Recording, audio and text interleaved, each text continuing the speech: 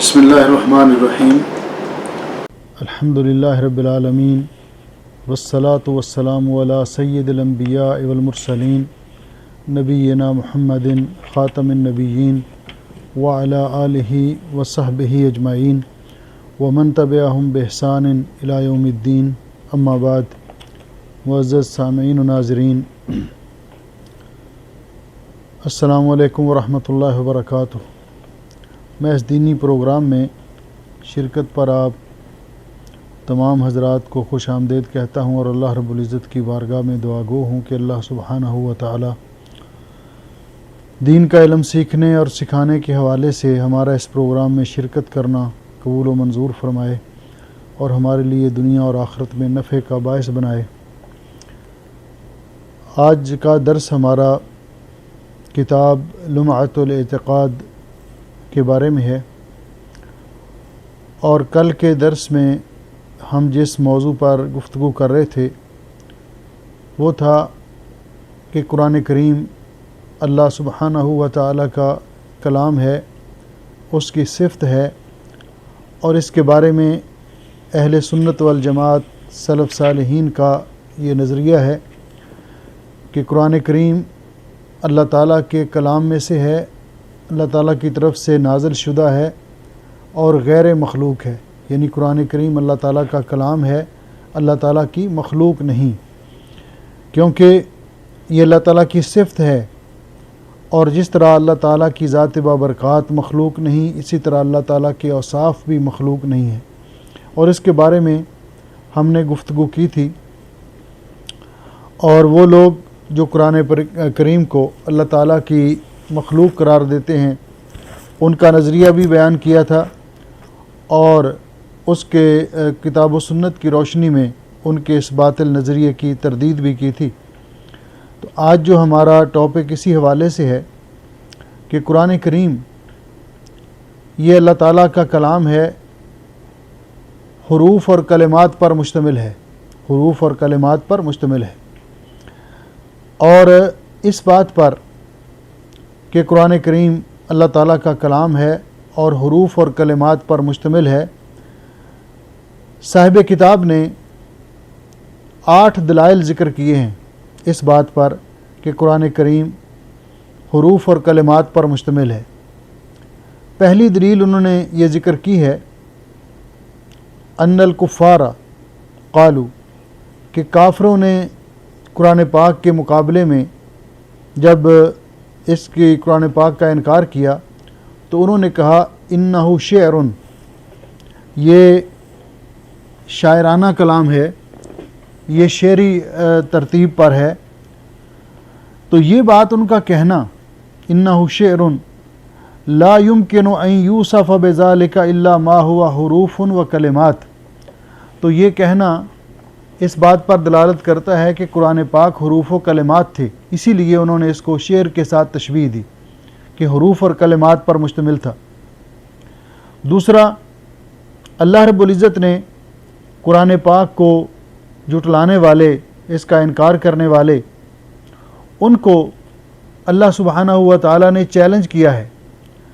اور یہ چیلنج اللہ رب العزت نے جو ان کو کیا ہے یہ 3 مراحل میں ہے. ایک مرحلہ تو یہ ان یاتوا بمثلہ، کہ اگر وہ سمجھتے ہیں کہ یہ کلام جو ہے اللہ تعالیٰ کا کلام نہیں ہے تو پھر وہ اس کی مثل کلام جو ہے، اس کی طرح کا کلام وہ بنا کر لے آئیں. ان یاتوا بمثلہ. پھر اللہ رب العزت نے دوسرا چیلنج یہ کیا کہ اگر پوری کتاب جیسی، قرآن پاک جیسی وہ کتاب بنا کر نہیں لا سکتے تو کم از کم 10 صورتیں بنا کر لے آئیں. اور پھر اس کے بعد جب وہ یہ بھی نہیں کر سکے، اور یقیناً نہیں کر سکتے تھے اور نہ قیامت تک کوئی کر سکتا ہے، تو پھر اللہ رب العزت نے ان کو تیسرا چیلنج یہ دیا کہ ان کنتم فی ریب مما نزلنا علی عبدنا فأتوا بسورۃ من مثلہ، اگر تمہیں اس میں شک ہے اس کتاب میں جو ہم نے اپنے بندے پر نازل کی ہے، تو پھر اس کی مثل ایک صورت، یعنی قرآن پاک کی ایک صورت کی مثل، چھوٹی سے چھوٹی صورت. اور آپ جانتے ہیں کہ قرآن پاک میں سب سے بڑی صورت کون سی ہے اور سب سے چھوٹی سورت کون سی ہے؟ تو سب سے بڑی سورت جو ہے وہ تو پھر سورت الفیل لگتی ہے کہ ہاتھی جو ہے یہ بہت بڑا جانور ہے. تو کیا قرآن پاک کی سب سے بڑی سورت الفیل ہے؟ نہیں. قرآن پاک کی سب سے بڑی سورت سورت البقرہ ہے. قرآن پاک کی سب سے بڑی سورت سورت البقرہ ہے، اور سب سے چھوٹی سورت سورت الکوثر ہے. سب سے چھوٹی سورت سورت الکوثر ہے. تو اللہ رب العزت نے ان کو یہ چیلنج کیا کہ سورت الکوثر جیسی کوئی سورت بنا کر لے آئیں. تو یہ چیلنج ان کو اسی لیے کیا کہ وہ عرب تھے، عربی زبان کو جانتے تھے، ان میں بڑے بڑے شاعر تھے، بڑے بڑے ادیب تھے، وہ انہی حروف کے مرکب سے کلمات بناتے تھے. تو اس لیے اللہ رب العزت نے ان کو یہ چیلنج کیا. اگر قرآن پاک حروف اور کلمات پر مشتمل نہ ہوتا تو اس چیلنج کا معنی ہی نہیں تھا. وہ کہہ دیتے کہ جی ہم تو بات کرتے ہیں اس کلام کی جو حروف اور کلمات پر مشتمل ہے.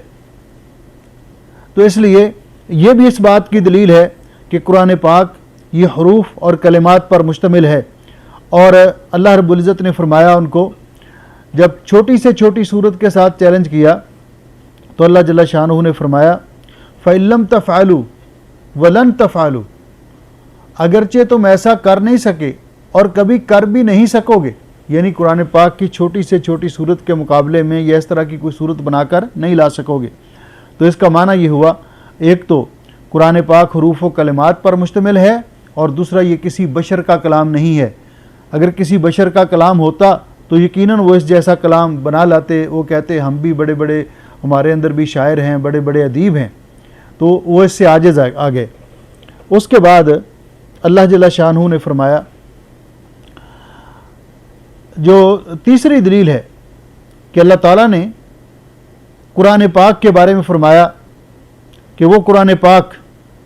یتلا علیہم، جس کی ان پر تلاوت کی جاتی ہے. تو فرمایا وَإِذَا تُتْلَى عَلَيْهِمْ آيَاتُنَا بَيِّنَاتٍ قَالَ الَّذِينَ لَا يَرْجُونَ لِقَاءَنَا ائْتِ بِقُرْآنٍ غَيْرِ هَذَا أَوْ بَدِّلْهُ، کہ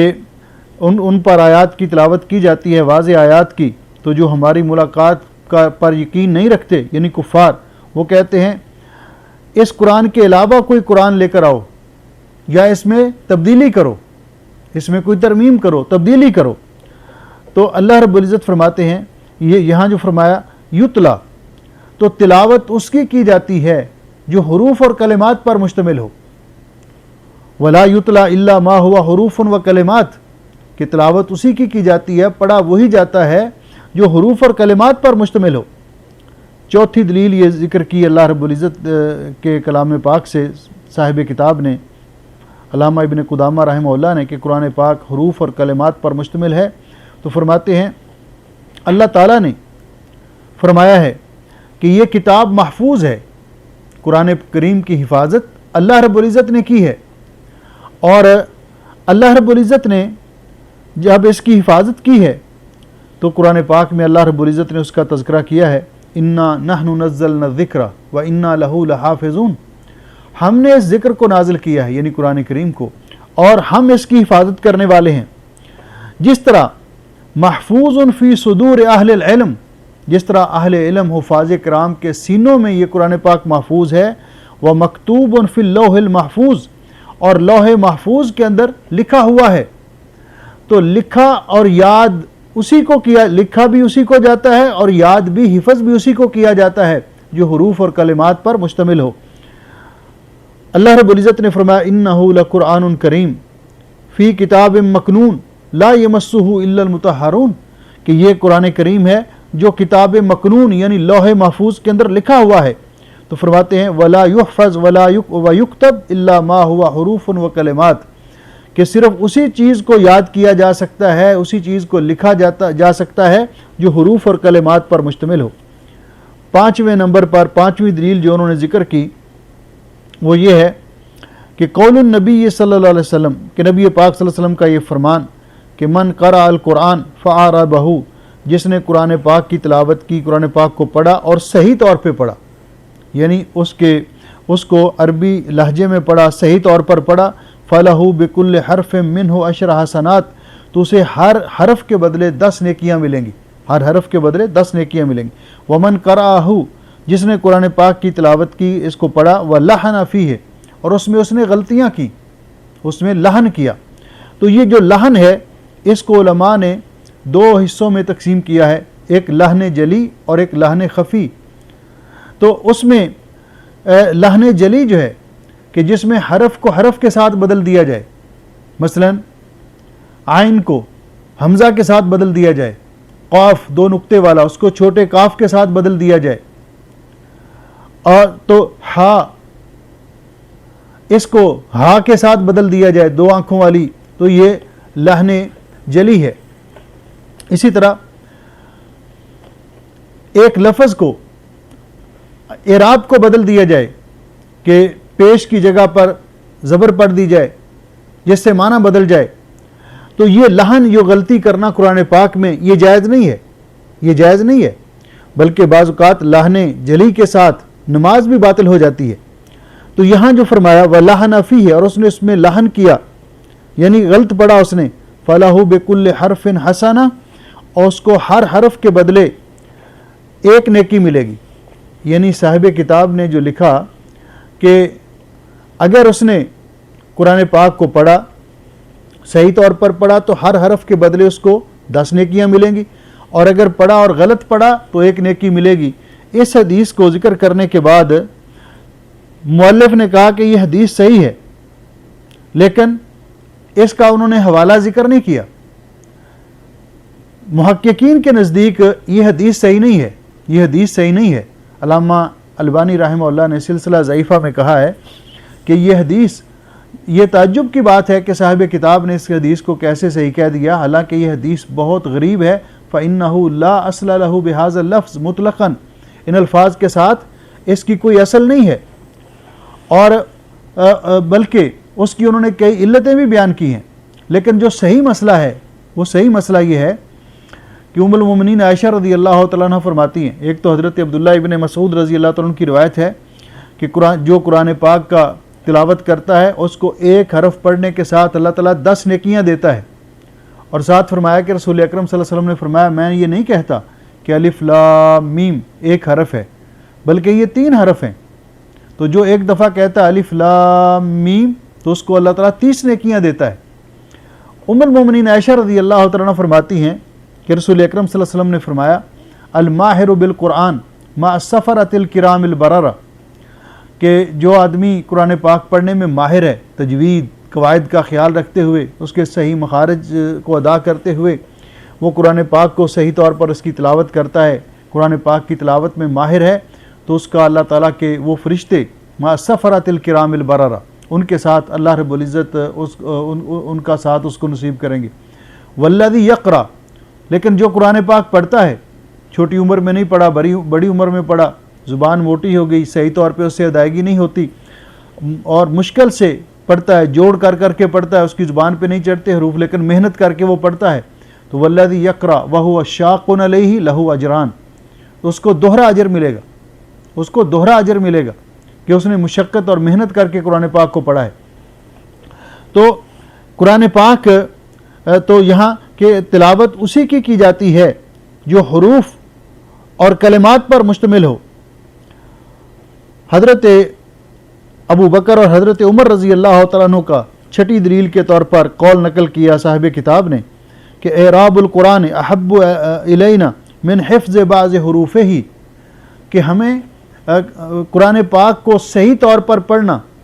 اس کے بعض حروف کو یا بعض صورتوں کو یاد کرنے کی نسبت ہمیں زیادہ پسندیدہ ہے۔ تو انہوں نے بھی یہاں فرمایا کہ من حفظ بعض حروفہ، تو گویا کہ ان کے نزدیک بھی قرآن پاک حروف پر مشتمل تھا، حروف اور کلمات پر مشتمل ہے۔ حضرت علی رضی اللہ تعالیٰ عنہ کا یہ قول 7ویں نمبر پر انہوں نے ذکر کیا کہ حضرت علی رضی اللہ تعالیٰ عنہ فرماتے ہیں من کفر بحرف منہ، جس نے قرآن پاک کے 1 حرف کا بھی انکار کیا، فقد کفر بہ کلہ، گویا کہ اس نے پورے قرآن پاک کا انکار کر دیا، گویا کہ اس نے پورے قرآن پاک کا انکار کر دیا۔ تو گویا کہ قرآن پاک کے 1 حرف کا انکار کرنا بھی جائز نہیں، تو گویا کہ حضرت علی رضی اللہ تعالیٰ عنہ کا بھی یہی نظریہ کہ قرآن پاک جو ہے حروف اور کلمات پر مشتمل ہے۔ اور اس بات پر 8ویں نمبر پر یہ ذکر کیا کہ اجماع المسلمین मुसलमानों का इस बात पर इजमा है, अला अन्ना मन जहदा मिन्हो सूरतन, जिसने कुरान पाक की किसी सूरत औ आया या कुरान पाक की किसी आयत औ कलिमा या कुरान पाक के किसी कलिमा औ हरफ या कुरान पाक के किसी हरफ का इनकार किया, मुत्तफ़क़ुन अलैहि, इस बात पर तमाम उलमा का इजमा है, फ़हुवा काफिर, कि वो काफिर है। जो कुरान पाक की किसी सूरत, किसी आयत, किसी कलमे या किसी हरफ का इनकार करता है कि मैं इसको नहीं मानता, तो वो काफिर है, क्योंकि ये आसमानी किताब है। और हम जब ईमान के अरकान का जिक्र करते हैं तो ईमान के 6 अरकान हैं। उन 6 अरकान में से एक रुकन ये भी है, वो कुतुब ही, अल्लाह ताला की नाज़िल करदा आसमानी किताबों पर ईमान लाना। तो कुरान पाक अल्लाह ताला की नाज़िल करदा किताब है, इसलिए इस पर ईमान लाना वाजिब है और फ़र्ज़ है। जो इसके किसी हरफ का, किसी सूरत का, किसी कलमे का इनकार करता है तो इस पर मुसलमानों का इजमा है कि वो काफिर है। उसके बाद फरमाते हैं व अदद सूअरिल कुरान, कुरान पाक की सूरतों की तादाद 114 है। कुरान पाक की सूरतों की तादाद 114 है। उनमें से 29 यानी 29 सूरतें ऐसी हैं जिनको हुरूफ मुक़त्तआत के साथ शुरू किया गया है, हुरूफ मुक़त्तआत के साथ शुरू किया गया है, जिसमें ये इशारा है कि कुरान पाक अरबी हरूफ से तरतीब दिया गया है और ये हरूफ और कलिमात पर मुश्तमिल है। तो उसके बाद साहिब किताब ने कुरान पाक के कुछ औसाफ ज़िक्र किए हैं। तो मैं अर्ज़ कर रहा था कि कुरान पाक ये अल्लाह ताला का कलाम है और हरूफ और कलिमात पर मुश्तमिल है, और इसकी तिलावत का अल्लाह रब्बुल इज़्ज़त ने हमको हुक्म दिया है, और इसके बहुत सारे फ़ज़ाइल प्यारे नबी हज़रत मुहम्मद रसूलुल्लाह सल्लल्लाहु अलैहि वसल्लम ने बयान किए हैं। और आपने फरमाया इक़राउल कुरान, कुरान पाक की तिलावत किया करो, फ़इन्नहु याती यौमल क़ियामत शफ़ीअन लि अस्हाबिही, कि क़यामत के दिन कुरान पाक आएगा और अपने पढ़ने वालों की अल्लाह की बारगाह में सिफारिश करेगा। उसके बाद फरमाते औसाफ़ुल कुरान, कुरान पाक के औसाफ, कुरान पाक के की जो सिफ़ात बयान की हैं साहिब किताब ने वो बहुत सारे हैं। उनमें से साहिब किताब ने बाज़ औसाफ का ज़िक्र किया है, इसकी बाज़ सिफ़ात का ज़िक्र किया है। तो पहली सिफ़त जो ज़िक्र की है, जो कुरान पाक की तारीफ़ की है, उसमें अन्नहु किताबुल्लाहिल मुबीन, कि ये अल्लाह ताला की किताब है। अल मुबीन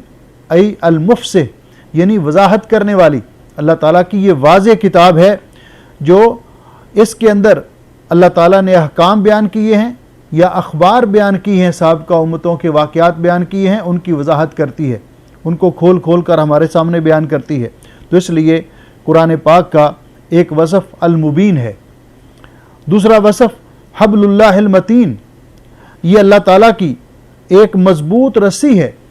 जिसके ज़रिए, जिसको अल्लाह ताला ने अल्लाह ताला के यहाँ इज़्ज़त, करामत और कामयाबी के हुसूल का ज़रिया बनाया है। तो ये हब्लुल्लाहिल मतीन अल्लाह ताला की एक मजबूत रस्सी है। फिर तीसरा वसफ़ ये बयान किया कि अन्नहु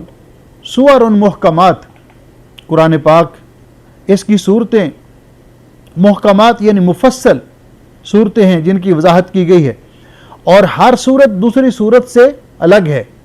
इसीलिए उलमा का ये नज़रिया है कि बिस्मिल्लाहिर्रहमानिर्रहीम ये सूरह फातिहा की एक आयत है, सूरह फातिहा की एक आयत है, और सूरत नमल की एक आयत का एक जुज़ है। इन्नहु मिन सुलेमान व इन्नहु मिन सुलेमान व इन्नहु बिस्मिल्लाहिर्रहमानिर्रहीम। लेकिन हर सूरत के शुरू में इसको बतौर फासले के लाया गया है, बतौर फसल के लाया गया है, ताकि एक सूरत से दूसरी सूरत का फसल मालूम हो सके, फासला मालूम हो सके। हर सूरत की ये आयत नहीं है बिस्मिल्लाहिर्रहमानिर्रहीम, बल्कि सूरतों के दरमियान फसल के लिए। तो हर सूरत अलग अलग है सिवाय सूरत तौबा के। सूरत तौबा और सूरत अनफाल के दरमियान बिस्मिल्लाह नहीं लाई गई। उसकी वजह उलमा ने यही बयान की क्योंकि दोनों का मौजू एक है, दोनों का मौजू एक है, और इसलिए दरमियान में बिस्मिल्लाह नहीं लाई गई, लेकिन सूरतें दोनों अलग अलग हैं बाकी हर सूरत के दरमियान। तो ये माना है कि इसकी सूरतें जो हैं एक दूसरी से अलग हैं। वल मुहकमात المتقنات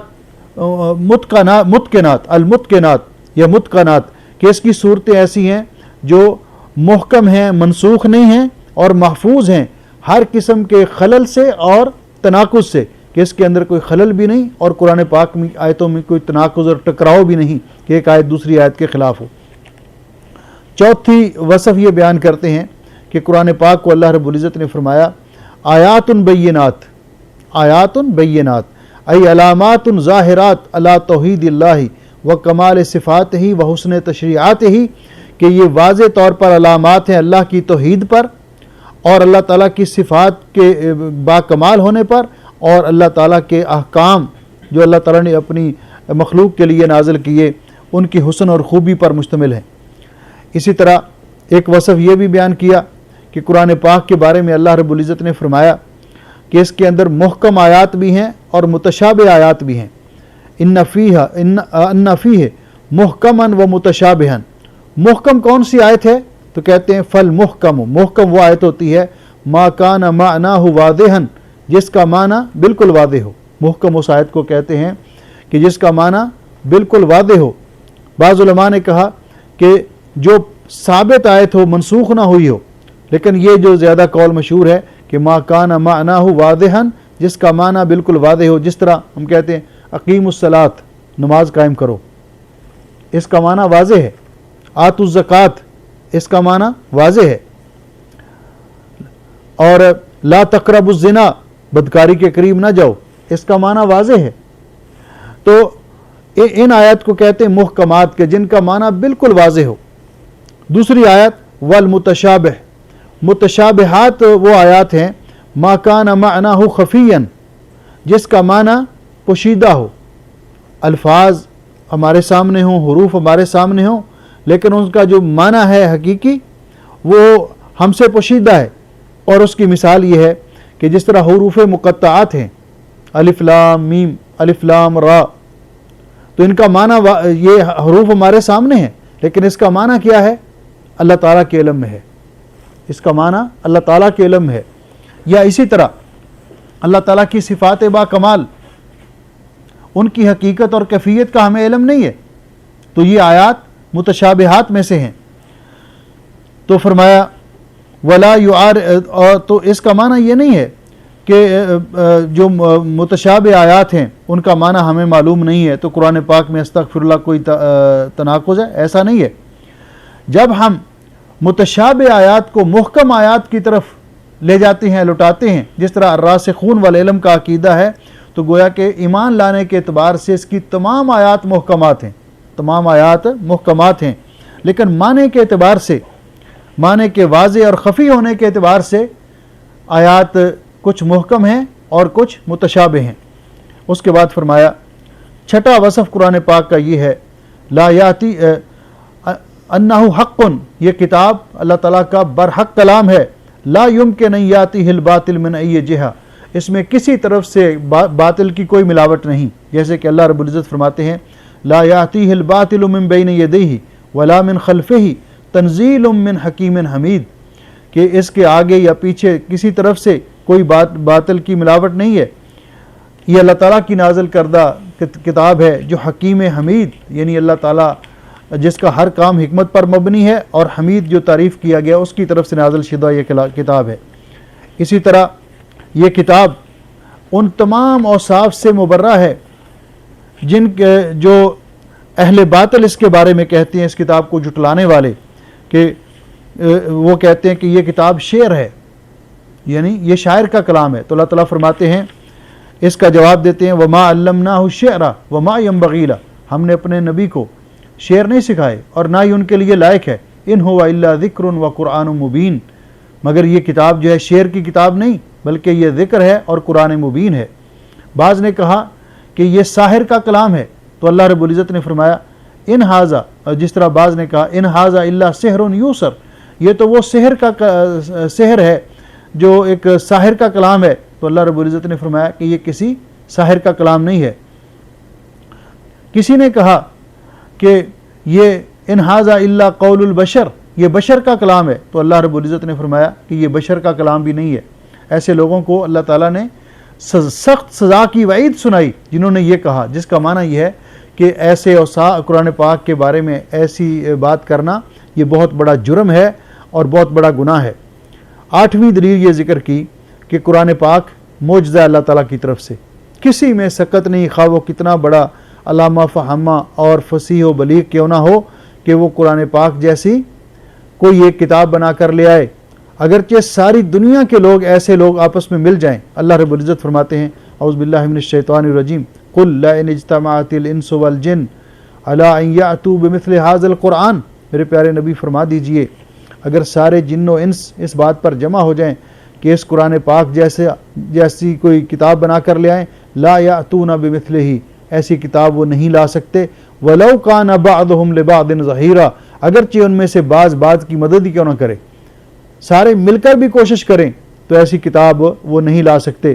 تو یہ اللہ تعالیٰ کی کتاب مقدس کے بارے میں جو مسلمانوں کا، سلف صالحین کا نظریہ ہے کہ یہ اللہ تعالیٰ کا کلام ہے، اللہ تعالیٰ کی طرف سے نازل شدہ ہے۔ اللہ رب العزت نے اس کتاب مقدس کو نازل کیا جبریل امین کے ذریعے سے پیارے نبی صلی اللہ علیہ وسلم کے قلب اطہر پر، اور اسی طرح اللہ رب العزت نے اس کتاب کو لوح محفوظ سے نازل کیا، جس طرح کہ اللہ رب العزت فرماتے ہیں انا انزلناہ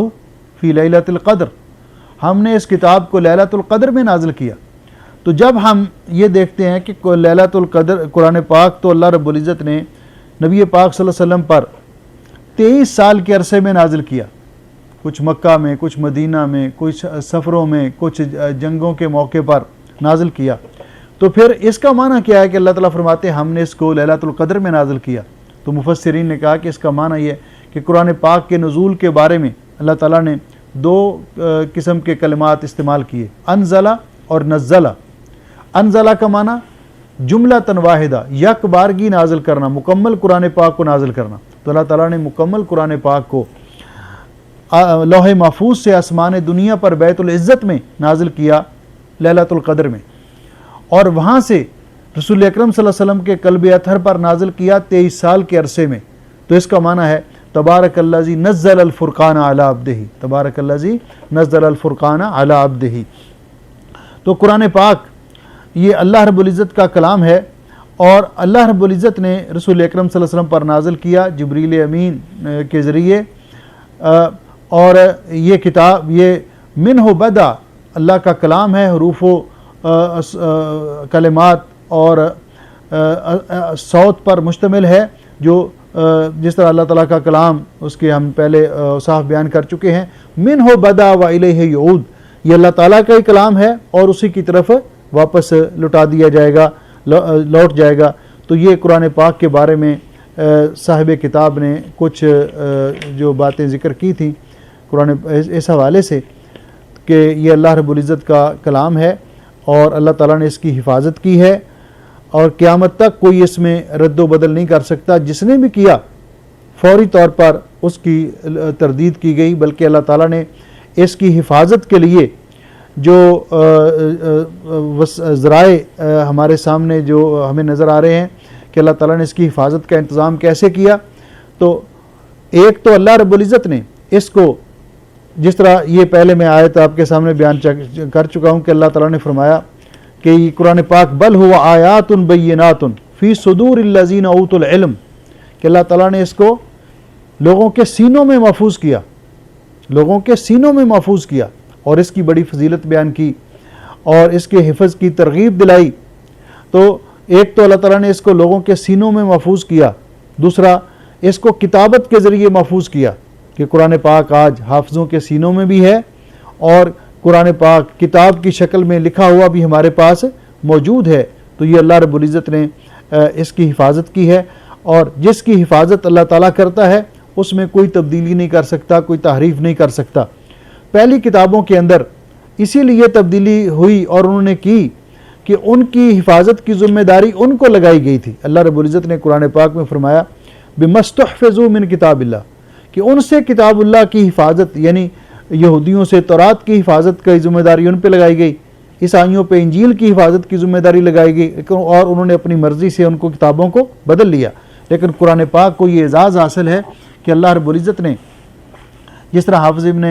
حجر رحمۃ اللہ علیہ نے لکھا ہے کہ قرآن پاک اللہ تعالیٰ نے اپنا سب سے افضل کلام یعنی سب سے افضل کتاب، سب سے افضل فرشتے کے ذریعے، سب سے افضل نبی پر، سب سے افضل مقام اور جگہ پر، سب سے افضل رات میں، سب سے افضل زبان میں اللہ رب العزت نے اس کو نازل کیا۔ اس لیے یہ ہر لحاظ سے کامل من کل وجوہ، ہر لحاظ سے کامل و اکمل کتاب ہے قرآن پاک، اور اللہ رب العزت نے اس کی حفاظت کی ہے، اور اس کے پڑھنے والے کو اللہ رب العزت نے جو اجر و ثواب دیا ہے کہ جتنا کوئی پڑھے گا ایک حرف کے بدلے اس کو 10 نیکیاں ملیں گی۔ اس کے بعد جو اگلا ٹاپک ہے صاحب کتاب نے بیان کیا وہ ہے رؤیت اللہ فی الآخرہ، آخرت میں اللہ رب العزت کا دیدار، اللہ تعالیٰ کی رؤیت، کہ قیامت کے دن جنت میں جس طرح کہ اللہ رب العزت نے قرآن پاک میں بھی واضح طور پر اس کے بارے میں فرمایا، اور حدیث پاک کے اندر بھی اس کی وضاحت موجود ہے کہ اور اہل سنت والجماعت کا یہ عقیدہ اور نظریہ بھی ہے، جس طرح کہ شرح عقیدہ طحاویہ میں علامہ طحاوی لکھتے ہیں وَالرُّؤْيَةُ حَقٌّ لِأَهْلِ الْجَنَّةِ،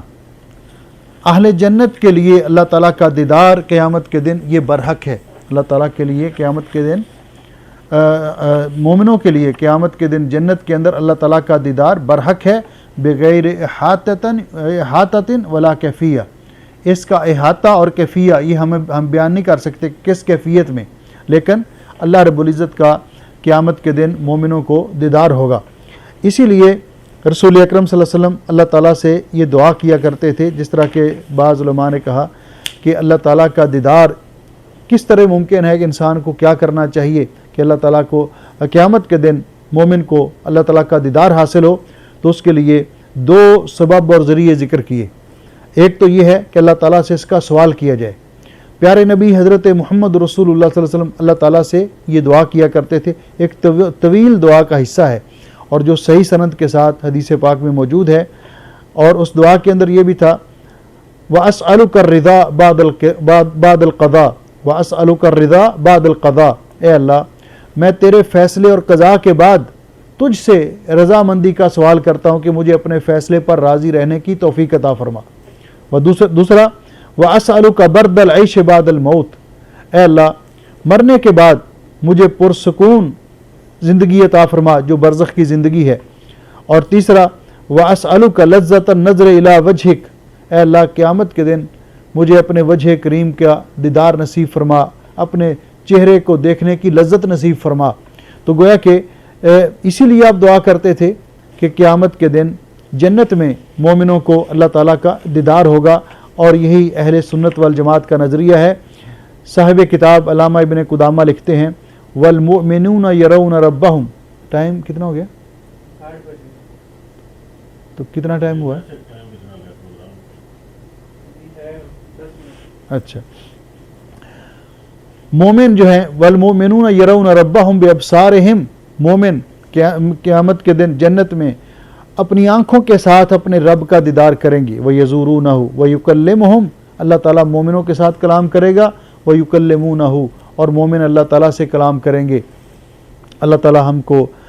یہ سعادت نصیب فرمائے، اور جنت میں جانے کے بعد سب سے بڑی نعمت یہ اللہ تعالیٰ کے وجہ کریم کا دیدار ہوگا، جس طرح کہ حدیث پاک میں واضح طور پر موجود ہے۔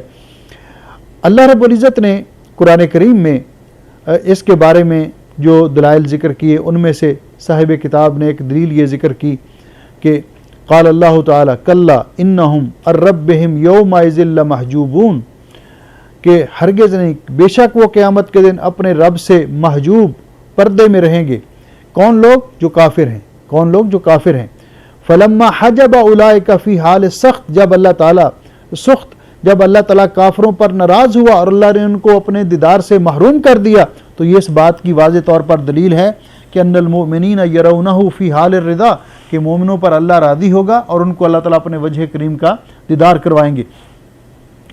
وَإِلَّا لَمْ يَكُنْ بَيْنَهُمَا فرق، اگر یہ نہ ہو تو قیامت کے دن کہ فرق کیا رہے گا دونوں کے درمیان، کافروں اور مومنوں کے درمیان؟ اور نبی علیہ السلام نے بھی فرمایا انکم سترون ربکم کما ترون ھذا القمر لا تضامون فی رؤیتہ. آپ 14ویں رات کا چاند تھا جو آسمان پہ چمک رہا تھا، تو نبی علیہ السلام نے فرمایا جس طرح تم سب اس چاند کو دیکھ رہے ہو اسی طرح اپنے رب کا قیامت کے دن دیدار کرو گے. اور یہ حدیث صحیح ہے اور متفق علیہ ہے، اور یہ تفصیل کے ساتھ میں آگے بیان کرتا ہوں. تو یہاں یہ ذکر کرنے کے بعد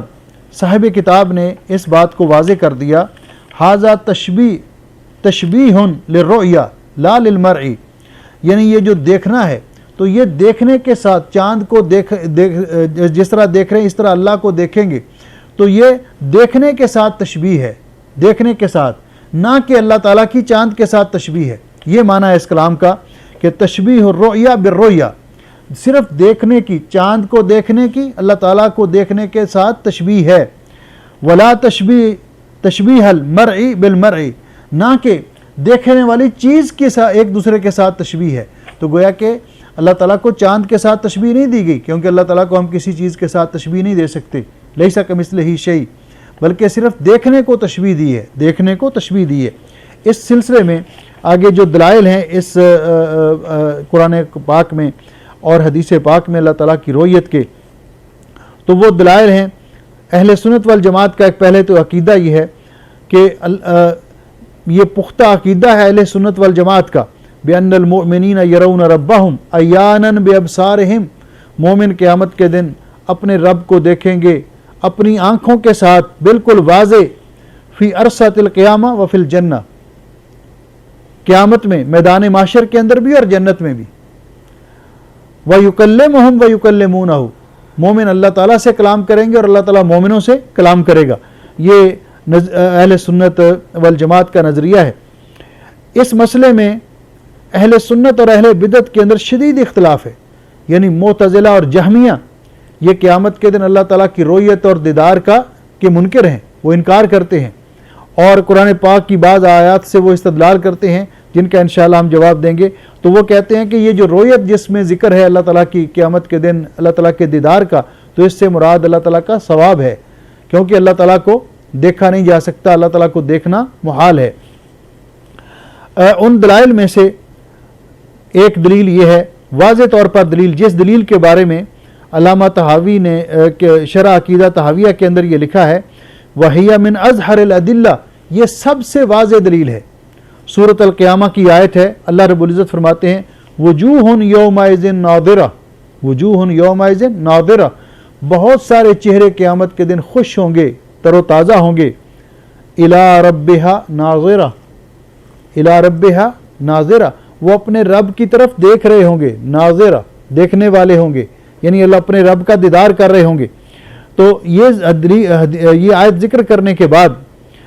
شرح عقیدہ طحاویہ میں شارح لکھتے ہیں ہیہ من اظہر الادلہ، یہ قرآن پاک کی سب سے واضح دلیل ہے کہ قیامت کے دن بہت سارے چہرے مومنوں کے، اللہ تعالیٰ ہمیں ان خوش نصیب لوگوں میں کرے، خوش ہوں گے، پر رونق ہوں گے اور اپنے رب کے وجہ کریم کا دیدار کر رہے ہوں گے. اس کے بعد فرماتے ہیں وہی آیت جو پہلے میں نے ذکر کی کلا انہم عن ربہم یومئذ لمحجوبون، کہ قیامت کے دن کافر وہ اللہ تعالیٰ کے دیدار سے محروم کر دیے جائیں گے. تو شارح طحاویہ لکھتے ہیں عقیدہ طحاویہ کے شارح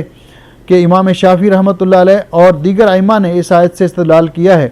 کہ یہ رؤیت اہل جنت کو حاصل ہوگی. اور امام مالک رحمۃ اللہ علیہ سے جب پوچھا گیا تو فرمایا کہ جب اللہ تعالیٰ اپنے مخالفوں کو، کافروں کو اپنی دیدار سے محروم کر دے گا تو اس کا صاف معنی ہے کہ اللہ تعالیٰ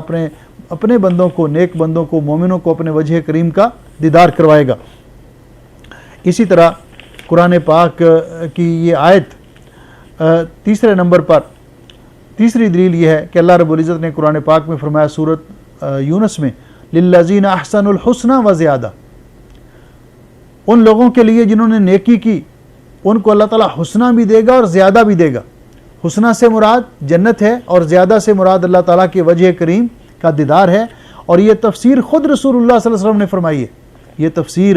پیارے نبی حضرت محمد رسول اللہ صلی اللہ علیہ وسلم نے فرمائی، جس طرح صحیح مسلم شریف کے اندر ہے کہ حضرت صہیب بیان کرتے ہیں کہ نبی علیہ السلام نے فرمایا اذا دخل اہل الجنت الجنہ، جب جنت والے جنت میں داخل ہو جائیں گے यकूल अल्लाह तबारक व तआला, तो अल्लाह रब्बुल इज़्ज़त फरमाएंगे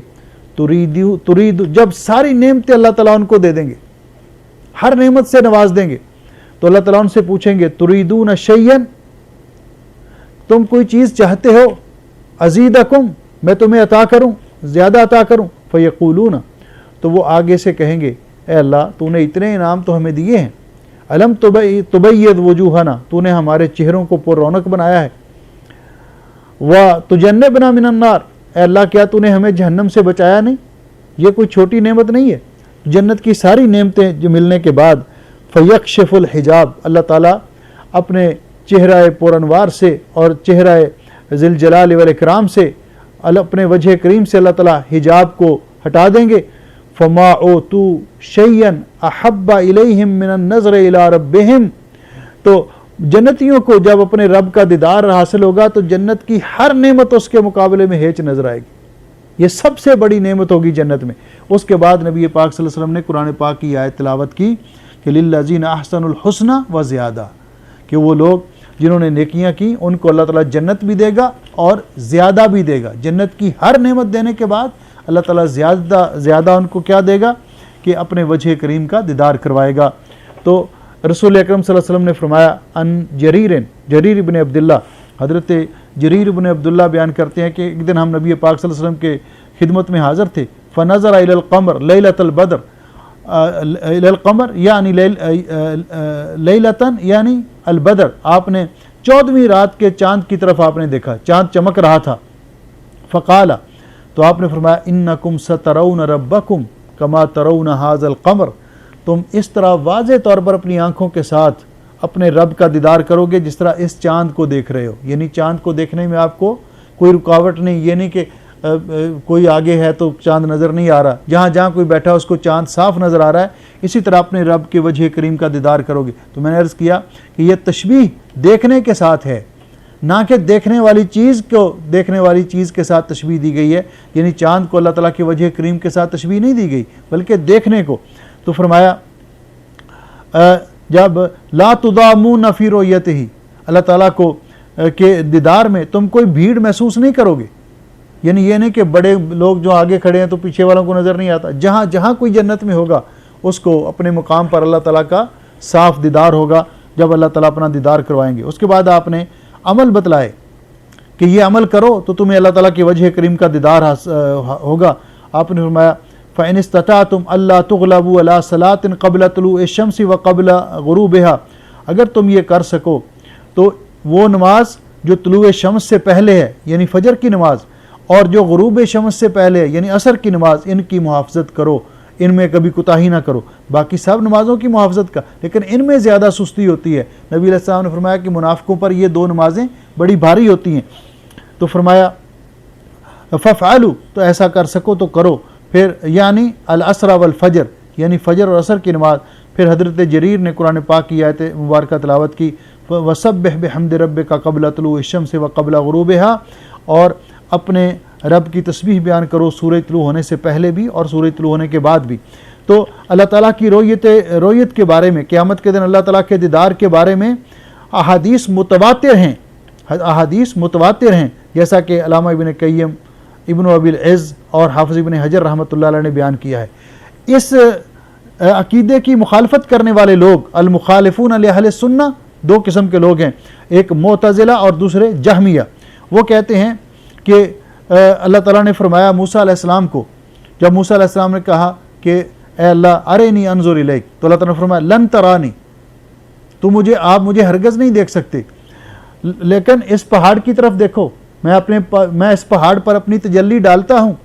अगर पहाड़ अपनी जगह पे कायम रहा तो तुम मुझे देख लोगे, अगर ना पहाड़ अपनी जगह पे कायम ना रह सका, रेज़ा हो गया, तो फिर तुम भी मुझे नहीं देख सकते। तो इसका जवाब यह है कि यहाँ अल्लाह रब्बुल इज़्ज़त ने मूसा अलैहिस्सलाम को फरमाया है कि तुम मुझे नहीं देख सकते, यानी ये दुनिया की आँख मुझे नहीं देख सकती। नबी अलैहिस्सलाम ने फरमाया कि तुम उस वक्त तक अपने रब को नहीं देख सकोगे जब तक तुम्हें मौत नहीं आ जाती, यानी मरने के बाद जन्नत में अपने रब का दीदार करोगे। लेकिन अल्लाह ताला ने यह नहीं फरमाया कि इन्नी ला उरा, मैं कभी देखा ही नहीं जा सकता। अगर ये बात होती तो अल्लाह रब्बुल इज़्ज़त ये ना फरमाते कि तुम पहाड़ की तरफ देखो, اگر پہاڑ میری تجلی برداشت کر گیا تو آپ بھی دیکھ سکیں گے۔ تو یہ اس بات کی دلیل ہے کہ اللہ تعالیٰ کا دیدار ہوگا، لیکن دنیا میں اتنی سکت اور ہمت نہیں ہے کہ کوئی اللہ تعالیٰ کا دیدار کر سکے۔ اس میں ایک مسئلہ یہ بھی آ گیا کہ کیا قیامت کے دن نبی پاک صلی اللہ علیہ وسلم نے اللہ تعالیٰ کا دیدار کیا؟ استغفر اللہ، معراج کے موقع پر، کیا معراج کے موقع پر نبی پاک صلی اللہ علیہ وسلم نے اللہ تعالیٰ کا دیدار کیا تھا، یعنی سامنے اپنی آنکھوں کے ساتھ؟ تو اس سلسلے میں جو جمہور کا مسلک ہے وہی ہے جو ام المومنین عائشہ رضی اللہ تعالیٰ عنہ کا مسلک ہے۔ ایک قول ہے حضرت ابن عباس رضی اللہ تعالیٰ عنہ کا کہ آپ نے اللہ تعالیٰ کا دیدار کیا تھا، لیکن جو جمہور کا مسلک ہے وہ دلائل کے اعتبار سے قوی ہے، اور یہ ام المومنین عائشہ رضی اللہ تعالیٰ عنہ بیان فرماتی ہے، اور وہ کیا ہے کہ نبی پاک صلی اللہ علیہ وسلم نے اللہ تعالیٰ سے شرف ہم کلامی حاصل کیا، لیکن درمیان میں پردے حائل تھے، آپ نے اللہ تعالیٰ کا دیدار نہیں کیا۔ اور اس کی دلیل یہ ہے کہ ام المومنین عائشہ رضی اللہ تعالیٰ عنہ بیان کرتی ہیں کہ من حدثکم، اور یہ مسلم شریف کی حدیث ہے، جو تمہیں یہ کہے کہ ان محمدن رعا ربہ فقد اعظم الفریۃ علی اللہ، کہ محمد صلی اللہ علیہ وسلم نے معراج کے موقع پر اللہ تعالیٰ کو دیکھا تھا، تو گویا اس نے اللہ تعالیٰ پر بہت بڑا جھوٹ باندھا، کیونکہ اللہ تعالیٰ نے فرمایا لا تدرک الابصار لا تدرکہ الابصار وہو یدرک الابصار، یہ آنکھیں ہماری اللہ تعالیٰ کا احاطہ نہیں کر سکتی۔ دوسری حدیث وہ بھی مسلم شریف کے اندر ہے، عن ابی ذر، حضرت ابو ذر بیان کرتے ہیں سألت رسول اللہ صلی اللہ علیہ وسلم، میں نے رسول اللہ صلی اللہ علیہ وسلم سے یہ سوال کیا تھا، حل رأیت ربک، کیا معراج کے موقع پر آپ نے اللہ تعالیٰ کا دیدار کیا تھا؟ تو نبی علیہ السلام نے فرمایا تھا نور انا اراہ، وہ تو نور تھا، میں کیسے دیکھ سکتا تھا۔ معنی کیا ہے؟ نور کیف اراہ، تو گویا کہ آپ نے شرف ہم کلامی حاصل ہوا لیکن آپ نے دیدار نہیں کیا۔ اور اسی طرح یہ حدیث پاک بھی کہ نبی پاک صلی اللہ علیہ وسلم نے فرمایا حجابہ نور، اللہ تعالیٰ کا حجاب، اللہ تعالیٰ کے پردے ہیں نور کے، لو کشفہ، اگر اللہ تعالیٰ ان پردوں کو ہٹا دے، لاحرقت سبحات وجہی، تو اللہ تعالیٰ کے چہرہ پر انوار کی شعائیں اس وہاں تک مخلوق کو بھسم کر دے جہاں تک وہ شعائیں پہنچیں۔ تو اس کا معنی یہ ہے کہ اللہ رب العزت کے وجہ کریم کا دیدار اس دنیا میں محال ہے، لیکن جنت میں مومن اللہ تعالیٰ کا دیدار کریں گے، اللہ رب العزت اس وقت ان کو یہ ہمت اور طاقت نصیب کرے گا۔ دوسری ان کی دلیل یہ ہے کہ اللہ تعالیٰ نے فرمایا لا تدرکہ الابصار، تو اس کا بھی معنی یہ ہے، اس سے بھی یہ ثابت ہوتا ہے کہ دنیا کے اندر ہماری آنکھیں اللہ تعالیٰ کا احاطہ نہیں کر سکتی، اور یہ آخرت میں اللہ تعالیٰ کے دیدار کے لیے جو ہے یہ کوئی رکاوٹ اور معنی نہیں ہے۔ تو گویا کہ معتزلہ اور جہمیہ کا نظریہ ہے کہ قیامت کے دن اللہ تعالیٰ کا دیدار نہیں ہوگا، چونکہ وہ ایمان نہیں رکھتے، ان کو ہوگا بھی نہیں۔ مومنوں کو اللہ تعالیٰ کا دیدار ہوگا انشاءاللہ، اور ہم اللہ تعالیٰ سے دعا کرتے ہیں کہ اللہ تعالیٰ ہمیں اپنے وجہ کریم کا دیدار نصیب فرمائے۔ اور پھر وہ یہ جو آیات ہیں، یہ جو احادیث ہیں، ان سے کیا مراد لیتے ہیں؟ تو اس سے جو وہ مراد لیتے ہیں اس کا ذکر کرتے ہوئے علامہ ابن عثیمین رحمہ اللہ فرماتے ہیں کہ مومن اللہ تعالیٰ کا دیدار کریں گے اس بات پر اجمع السلف علی رؤیت المؤمنین للہ تعالی دون الکفار،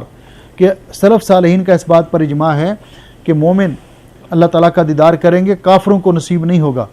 وہ اللہ تعالیٰ کو اپنی آنکھوں کے ساتھ اللہ تعالیٰ کا دیدار کریں گے عرصات القیامہ، قیامت کے عرصات میں بھی، اور جنت میں داخل ہونے کے بعد بھی، جیسے اللہ کو لائق ہے اللہ اپنا دیدار کروائے گا، جس طرح باقی صفات کے بارے میں ہمارا عقیدہ ہے۔ ہی رؤیت حقیقیہ تلیق باللہ، یہ اللہ تعالیٰ کی حقیقی رؤیت ہے، اس کیسی ہے؟ جیسے اللہ کو لائق ہے۔ کیسے دیدار کروائیں گے اللہ؟ جیسے اللہ تعالیٰ کی شان کو لائق ہے۔ اہل تاویل نے کہا کہ رؤیت سے مراد ثواب اللہ ہے، اللہ تعالیٰ کا ثواب ہے، یا پھر انہوں نے کہا کہ رؤیت سے مراد رؤیت العلم والیقین، کہ رؤیت سے مراد رؤیت بصری، کیونکہ رؤیت کی دو قسمیں ہوتی ہیں، ایک رؤیت علمی، یعنی اللہ تعالیٰ کو کی جو رؤیت اور دیدار ہے قیامت کے دن، یہ رؤیت علمی ہے، یعنی ان کو اللہ تعالیٰ کا کہ وجود بابرکات کا یقین ہو جائے گا، تو یہ رؤیت علمی ہے، یعنی علم ہو جائے گا، علم و یقین کی رؤیت ہے۔ اور ایک ہے رؤیت بصری، آنکھوں کے ساتھ دیکھنا۔ تو اہل سنت والجماعت کا عقیدہ ہے، سلف صالحین کا عقیدہ ہے کہ مومن اپنی آنکھوں کے ساتھ دیکھیں گے، کیونکہ یہ جو رؤیت علمی ہے، علم یقین، یہ تو ہمیں ابھی بھی ہے، ہمارا اس بات پر ایمان اور یقین ہے، ہم نے اپنے رب کو دیکھا نہیں ہے، لیکن ہمارا یہ علم ہے اور یقین ہے کہ ہمارا رب موجود ہے، پوری کائنات کا خالق و مالک ہے، تو اس لیے ان کی یہ بات درست نہیں ہے۔ اور دوسرا، ثواب سے مراد کہ اس سے مراد ثواب اللہ ہے، یہ بھی مراد نہیں، کیوں کہ یہ حقیقت کے خلاف ہے، رویت کے معنی کے خلاف ہے۔ تو اسی طرح ہم اس کا بھی جواب دیں گے کہ جس طرح ہم باقی عقائد کا جواب دیتے ہیں کہ اگر اس سے مراد علم اور یقین ہے تو یہ جو علم یقین ہے حاصل للابرار فی الدنیا، مومنوں کو دنیا میں حاصل ہو جاتا ہے، اور وَيَحْصُلْ لِلْفُجَّارِ فِي الْآخِرَةِ، کافروں اور نافرمانوں کو آخرت میں حاصل ہو جائے گا۔ تو کافروں کو تو آخر میں اللہ کا دیدار نہیں ہوگا، لیکن ان کو یقین ہو جائے گا کہ جو کچھ انبیاء علیہ السلام فرماتے تھے برحق تھا۔ تو اس کو ہم یہ نہیں کہہ سکتے کہ اس سے رویت سے مراد یہ ہے۔ تو گویا کہ اہل تعطیل جہمیہ اور معتزلہ اس کی کیا تعویل کرتے ہیں؟ ثواب اللہ یا العلم والیقین، اور ان کی یہ دونوں باتیں درست نہیں ہیں، بلکہ اس سے مراد ہے یہ رویت حقیقیت تلیق باللہ عز وجل، یہ حقیقی رویت ہے اللہ تعالیٰ کی، حقیقی طور پر دیدار ہوگا جیسے اللہ تعالیٰ کی شان کو لائق ہے۔ اللہ تعالیٰ مومنوں کو اپنے وجہ کریم کا دیدار کروائے گا، اور یہ جنت میں سب سے بڑی نعمت ہوگی۔ اللہ تعالیٰ ہم سب کو نصیب فرمائے۔ بارک اللہ فیکم۔ اسی پر ہم اکتفا کرتے ہیں انشاءاللہ۔ آئندہ سے پھر جو درس ہے وہ تقدیر کے بارے میں اور باقی مسائل کے بارے میں ہے۔ اللہ تعالیٰ اس پروگرام میں شرکت کرنے والے تمام شرکاء کو جزائے خیر عطا فرمائے، ہم سب کی دنیا اور آخرت اللہ بہتر بنائے، ہمیں جنت الفردوس کے حقدار بنائے، اور قیامت کے دن جنت الفردوس میں اللہ تعالیٰ ہمیں اپنے وجہ کریم کا دیدار کروائے، اور قرآن پاک کو اللہ تعالیٰ ہمارے دلوں کی بہار بنائے، جس طرح کہ نبی پاک صلی اللہ علیہ وسلم دعا بھی کیا کرتے تھے کہ اے اللہ میں تو اس سے سوال کرتا ہوں ان تجعل القرآن العظیم ربیع قلبی، کہ تو قرآن عظیم کو، قرآن پاک کو میرے دل کی بہار بنا دے، و جلاء حزنی، اور میری پریشانی اور غموں کو دور کرنے کا ذریعہ بنا دے، و ذہاب ہمی، اور میرے غموں کو دور کرنے کا ذریعہ بنا دے۔ تو اللہ تعالیٰ ہمیں قرآن پاک کی تلاوت کرنے اور اس کی تعلیمات پر عمل کرنے کی توفیق بخشے، اور آخرت میں اللہ تعالیٰ ہمارا خاتمہ اللہ تعالیٰ ایمان پہ کرے، اور آخرت میں اللہ تعالیٰ ہمیں جنت الفردوس عطا فرمائے اور اپنے وجہ کریم کا دیدار نصیب فرمائے۔ اللہ تعالیٰ ہمارے بیماروں کو شفا عطا فرمائے، پریشان لوگوں کی پریشانیاں دور فرمائے۔ اللہ تعالیٰ ہم سب کی دنیا اور آخرت بہتر بنائے۔ بارک اللہ فیکم۔ السلام علیکم ورحمۃ اللہ وبرکاتہ۔